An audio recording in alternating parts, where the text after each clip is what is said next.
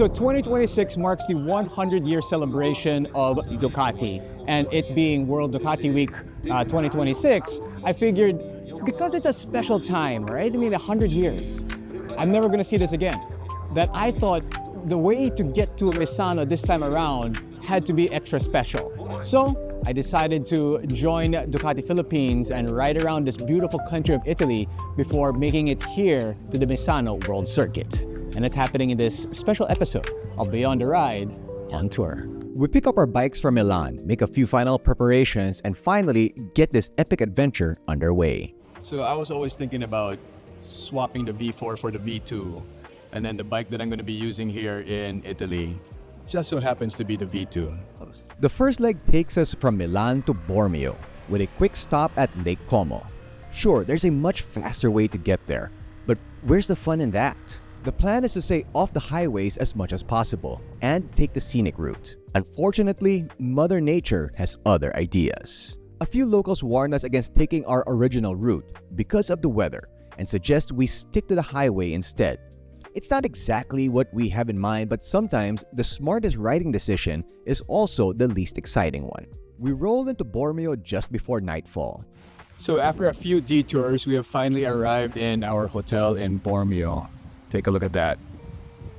Gorgeous. Yeah, this is the border of Switzerland and Italy. We just rode by some of the neighborhood. Unbelievable place. Need to come back here.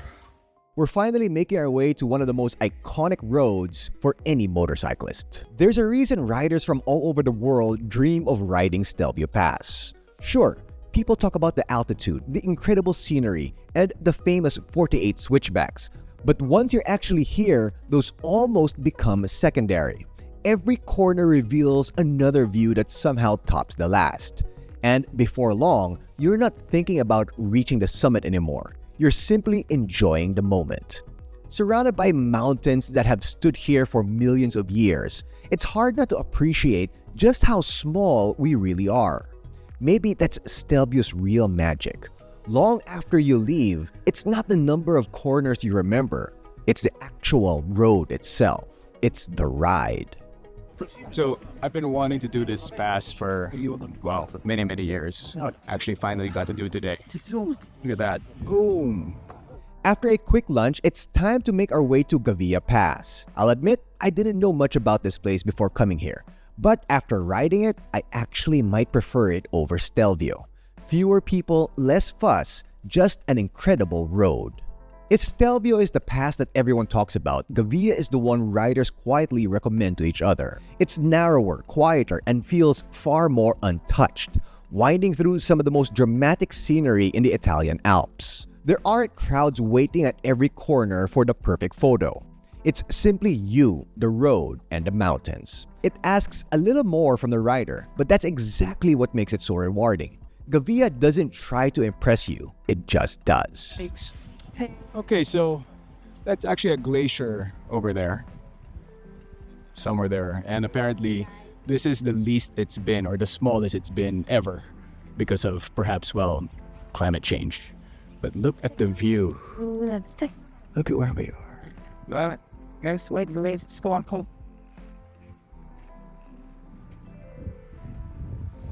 And the roads coming up here. Absolutely perfect.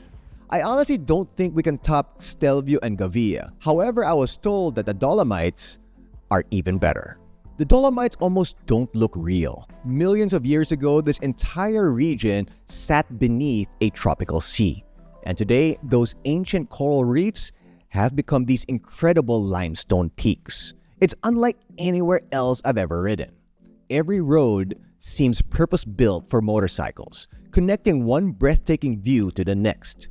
I wish we had another day or two here, but World Ducati Week is waiting.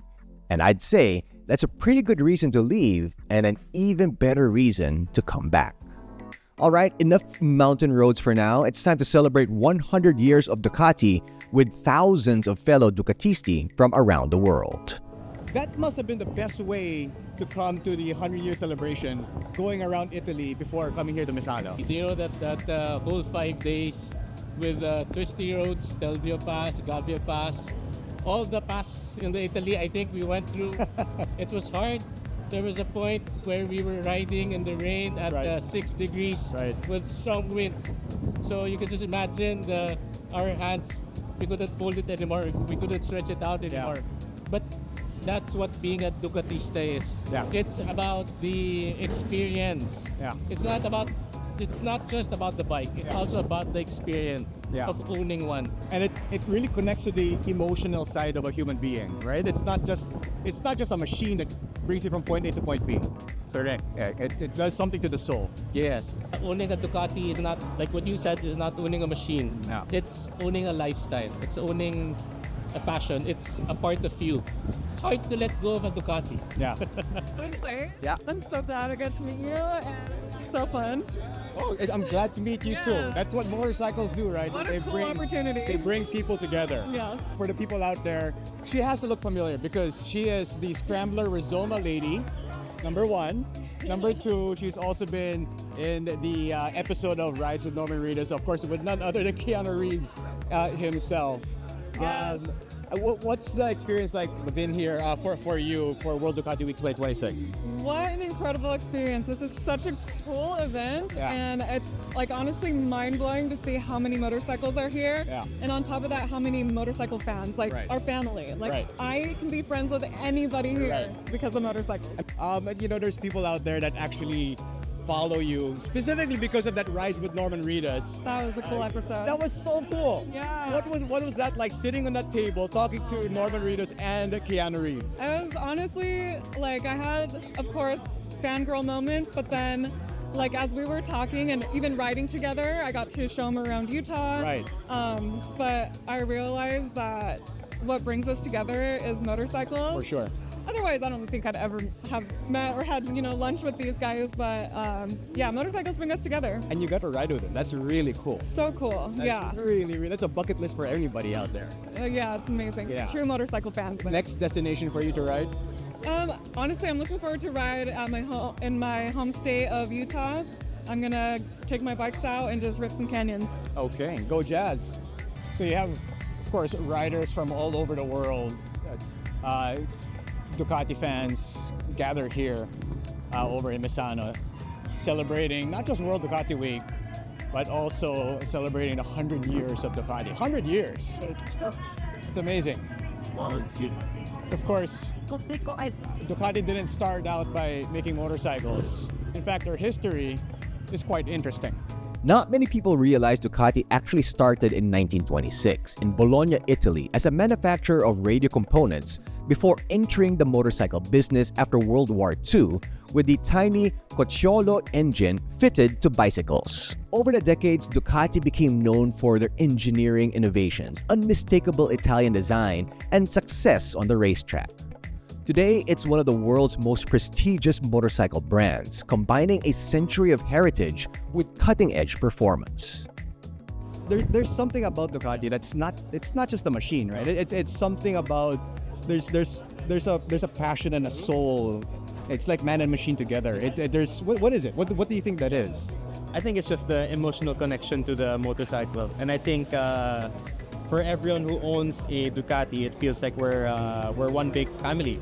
And going here, it was like a pilgrimage altogether of everyone to come and celebrate the passion for the brand. Right. Of course, Mr. Totti Alberto, the man, the myth, the legend himself. That's Jen. Thank you, guys. This is the 100-year celebration of Ducati, World Ducati Week 2026. And the Philippine contingent, a very big Philippine contingent here. Yeah, I'm surprised and I'm happy. Yeah, good amount. What does that mean for Ducati Philippines that we're close to, I think, upwards of 40, close to 50 people that attended? Okay, actually, the number would have been double. But people were just scared of traveling because of certain situations. So we could have been easily 100 guys. But it's okay. I mean, to each his own. Yes. And of course, for me, it's still a healthy number. It's the most we've ever gone to World Ducati. Yes. And I'm happy, and let's pray that we all make it back. So one of the things that's really great about being here in World Ducati Week is that you get to test ride some of the bikes. And this year is no different. We get a couple of test rides. The first one being a bike that I'm really interested in. It's a new DesertX. So let's see how this goes. Here's a quick look at the new DesertX up close and personal. In 2022, they released this, well, the first generation DesertX, and this is the new version. Of course, it's got the new Ducati V2, that's same as the one that you have on the Street Fighter V2, the Panigale V2, the Monster, Hypermotard also has a V2. Yeah, so it does look a little bit lighter, a little bit slimmer than the older first generation DesertX. The seat height does look fairly tall. I do believe the seat height is a little bit taller, but if you can see here, it's slimmer than the previous one. So that should actually be easier for not so tall riders. The biggest one, I think the lights are a huge difference. The older one has those full round lights. This one, as you can see, they took off, well, it's not a full circle anymore. I still think it looks pretty good though. Okay, so this is just a quick seat height test. I really don't think it's gonna turn out to be too good. Yeah, so that's 1 foot, one butt cheek off, but I can't get down on the other side. So that's it. It's gonna be interesting. It's gonna be interesting. I absolutely loved the first DesertX. In fact, it was probably the Ducati I wanted the most back then. But this one might actually be even better.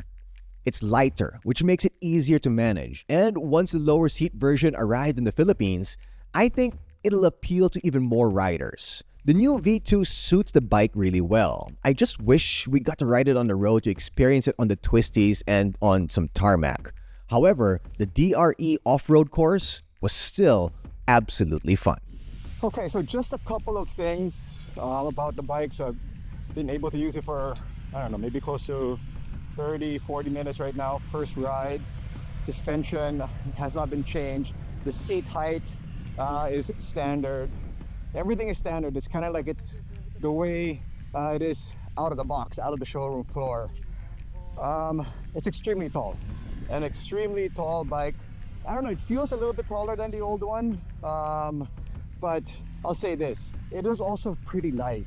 It does feel like it's lighter than the previous generation DesertX. I do believe you can still lower it. I know they have a lowering, they have a low seat. Of course, you can adjust the suspension as well. But right now, out of the showroom floor, you know, it is what it is, right? I mean, it's exactly what I thought it would be. It's a great machine. It's a great motorcycle, and it's absolutely stunning. I mean, just look at that. It's gorgeous. It's such a gorgeous looking motorcycle. Okay, so this is the 2026 Hypermotard V2. It comes with the same engine as the new V2s of Ducati. So that's the Panigale, Street Fighter, DesertX, Monster, so on and so forth. And yeah, so this is the Hypermotard version of it. We're gonna take it out for a little spin here in Italy. It's quite warm, so hopefully we'll get some wind, right, Zach? Hopefully, wala tayong kasabay na kamote. The Italian kamote. I agree. Didn't take me long to fall in love with this bike instantly. At first, I kept on asking myself, who needs 120 horsepower in a supermoto? Then I remember, this is Ducati, the same company that thought putting a dry clutch on an adventure bike was a good idea. Logic isn't always part of the equation, but somehow they make it work. The Hypermotard just makes me smile. It honestly makes me feel about 15 years younger. It's playful, beautiful, and I can absolutely see myself riding this on the daily. Okay, so we just did a test ride for the all-new V2 Ducati Hypermotard. I gotta say, I enjoyed it a whole lot more than I thought I would. Like, really, really, a whole lot more. I dare to say, kind of want one. I mean, take a look at the way it looks. It does look. The part, it looks like the Hypermotard, right?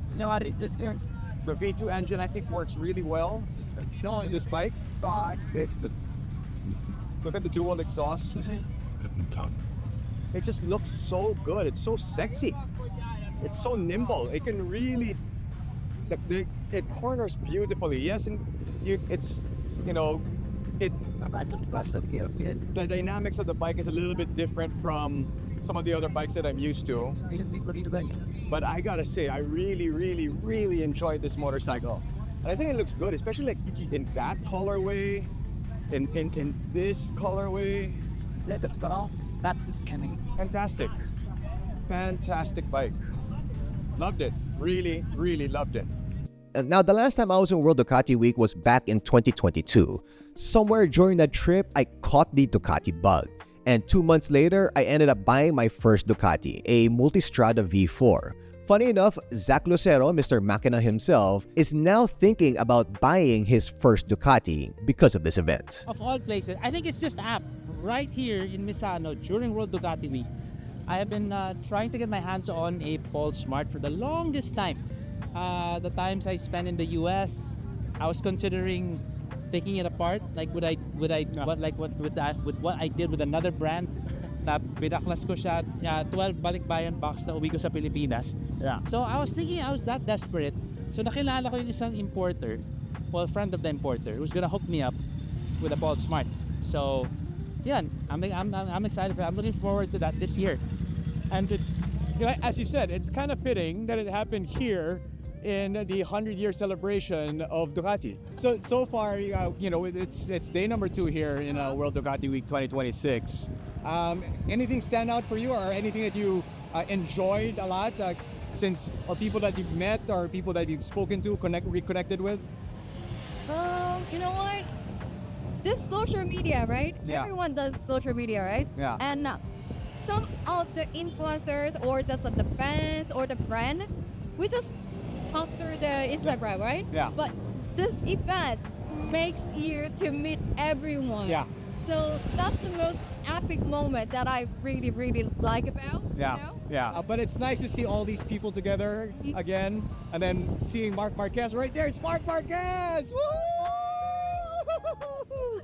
I mean, that's just excellent. Like, wow. I mean, where else can you do this but here in World Ducati Week? One of the best parts about World Ducati Week is getting up close and personal with people that I've been watching on TV for years. Seeing Marc Marquez up close is special. But this year's event also carries a little, extra meaning. It's Pecco Bagnaia's final World Ducati Week as a factory Ducati MotoGP rider before moving on at the end of this season. Yeah, I'm ending my story with Ducati after 8 seasons.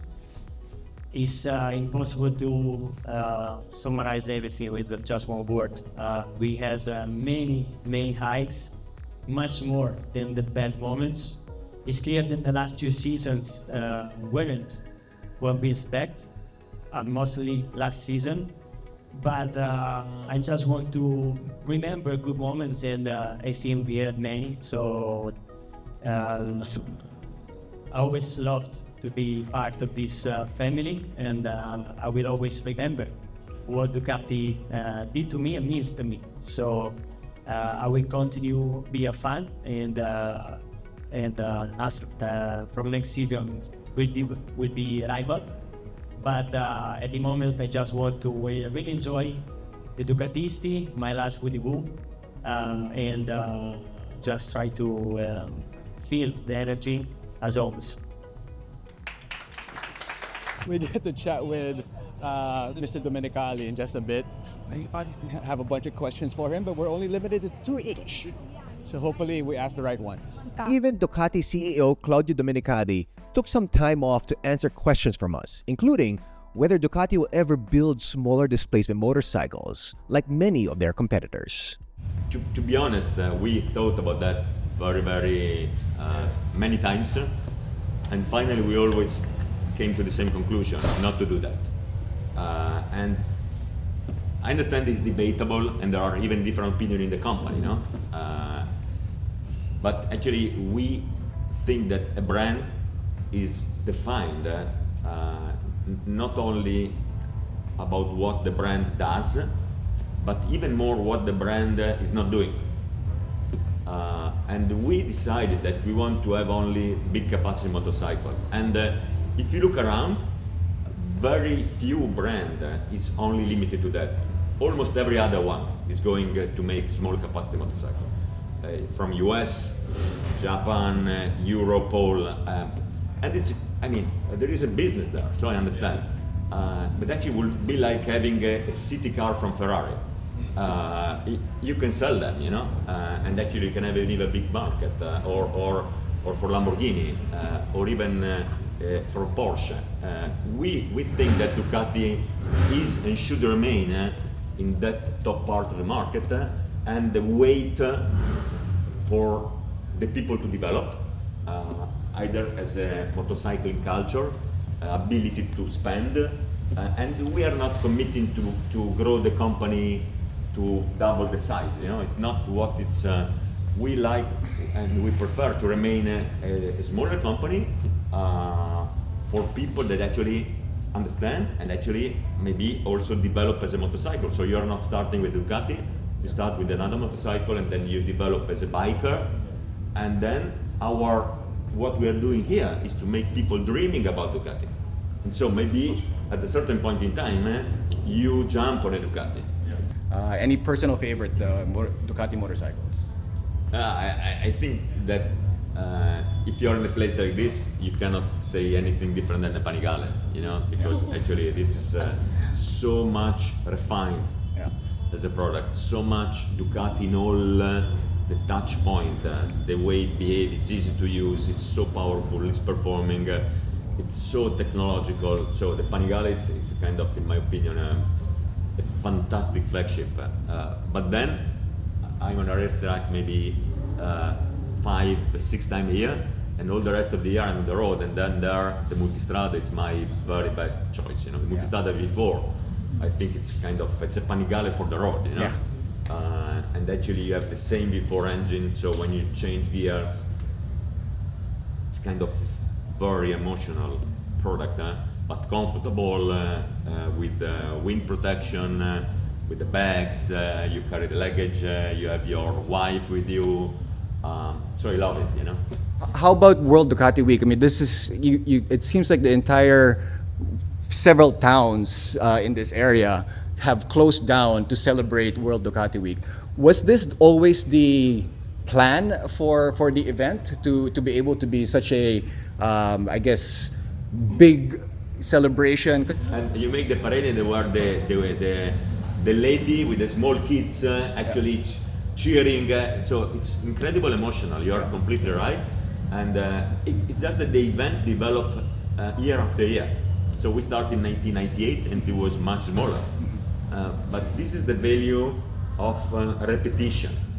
So you're loyal to your value, you keep doing things, you keep improving, doing better, and actually the event become bigger and bigger and bigger, and when it's here, the whole people here are super happy because of course you have to understand also that Ducati in Italy is kind of, for the world it's a small company, but for Italy it's big, and so there is a proud perception of actually having in Italy this kind of company that is so successful in racing around the world, and that you have all the heroes, and there was Pecco Bagnaia in the parade, and so it's a very emotional thing, and so it's a kind of a big party where everyone is happy, so yes.